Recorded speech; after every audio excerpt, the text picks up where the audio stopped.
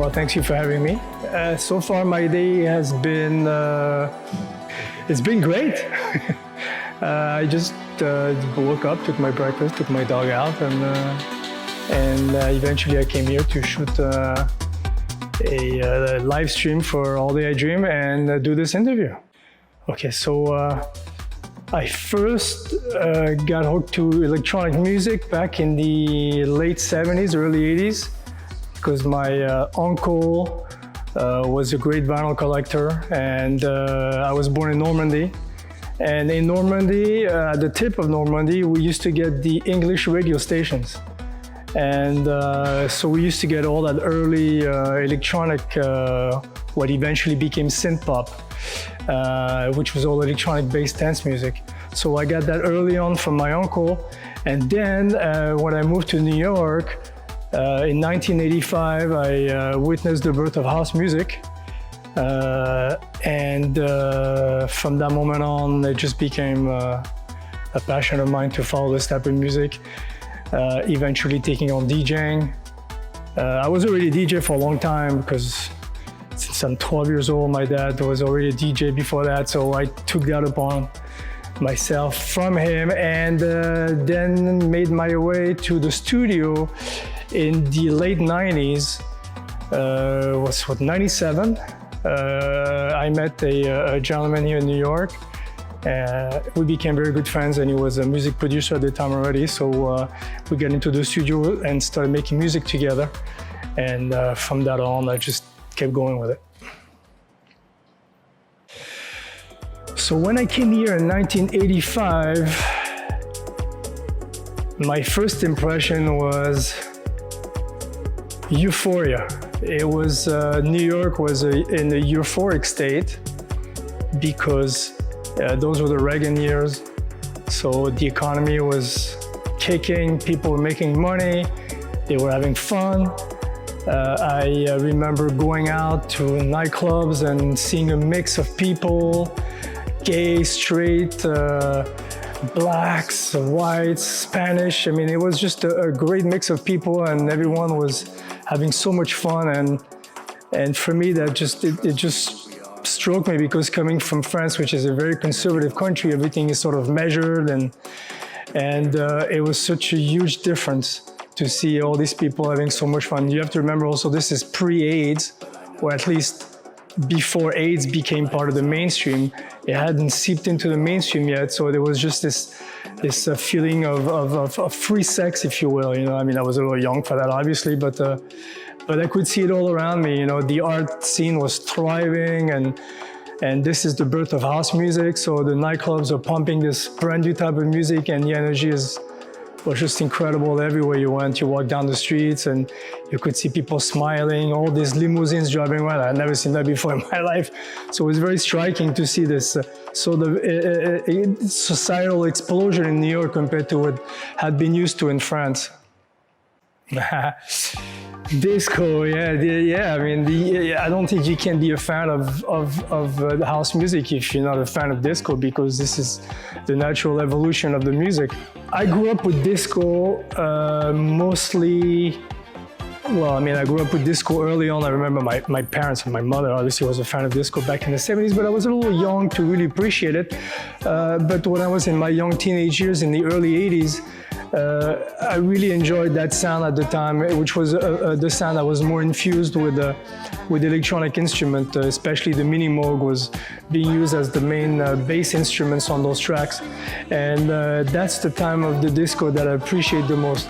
So some of my favorite tracks, too many to mention, but immediately what comes to mind is Quincy Jones and all the artists he's produced, you know, whether it be Chaka Khan or the Brother Johnsons, obviously Chic, Sean from France, Imagination. I mean, there's so many of them. It's so difficult to pinpoint to one of them.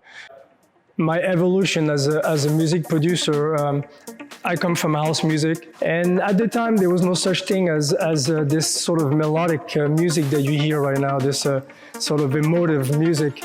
It became a genre much later, and to the credit of Lee, you know, he helped create that sound, that emotive sound.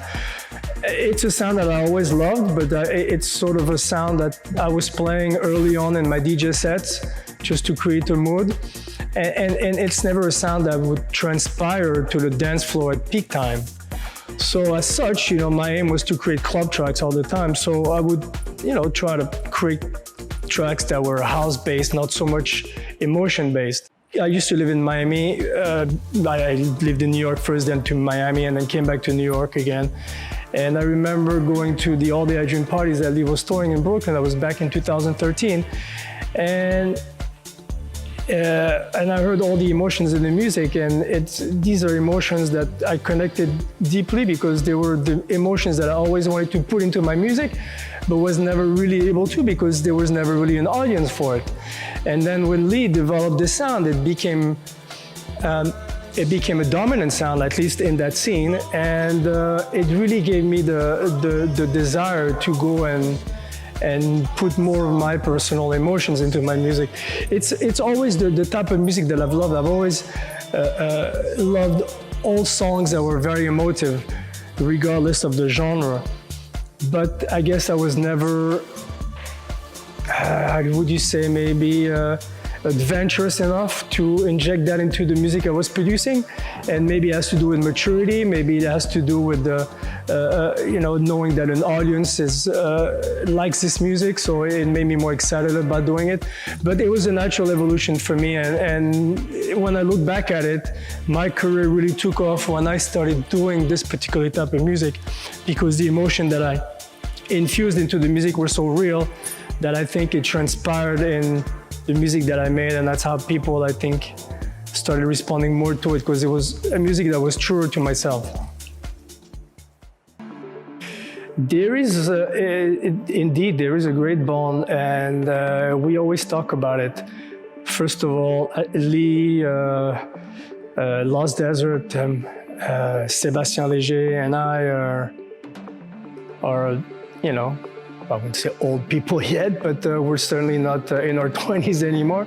So there's a certain maturity that has been brought to that niche market. And I think that maturity, I think it's no coincidence that this music, which is, centrally based on emotions, is, in my opinion, something that can only be achieved when you've reached a certain maturity in one's life. So the fact that we're all at an advanced age and we've already sort of achieved this quote-unquote growing up, I think makes us much more honest people. And when you're an honest person and you wear your emotions on your sleeve, it's a lot easier to connect with people who are also the same. And we happen to all have this sort of personality, so it's been very easy to get along with all of them. There's basically no ego between any of us, because I think we're past the point of ego at this point. And because our emotions are so honest in our music, we are honest people, and I think the audience connects to us because they can feel that honesty in our music. And I think that's really what makes the strength of this little market, if you will, more so than any others. Okay, the strength of my music production. I'm a club guy, so I love club music and I love driving music. There has to be a drive to it, and I think my strength is in that I know how to create danceable tracks. I'm a groove person before I'm anything else. So I'm a drums guy, and I guess I get that from growing up in New York, because New York's always been a drums sound type of city. And so I get that from the disco as well, obviously the groove, the funk. And so my strength is in making tracks that are danceable. And so what I'll usually do is I'll lay down the groove, the drums, the main drive of the track, and then I'll lay the emotions on top of that. So that's my formula, and I think that's my strength, because a lot of the more emotive tracks out there are just based on the emotions alone. which is great, you know, but I like to mix the emotions with the groove and the club feel. So that's my angle on music. Now, how can I improve? Well, it's a funny thing because you always think you know, once you make tracks and they do well and people, you know, get used to your sound, you start getting into a comfort zone and think, well, you know, I'm doing great, I can just keep doing that, until you hear a track from somebody else, another producer, that just blows your mind, and it's almost back down to zero, and you realize, wow, I suck, you know. There's people making so much better music than me, and you go back to the drawing board and you try to find new ways to make your music exciting again. So what do I need to improve on? It's difficult to say. I need to be sometimes maybe a little more experimental, which goes against my personality, because I'm a very logical person. So my logic sort of it gets me stuck in a square, if you will, and sometimes breaking out of the square is difficult. So I wish I was a little more experimental. That's really what you know, in retrospect, I would wish I would have had more of that.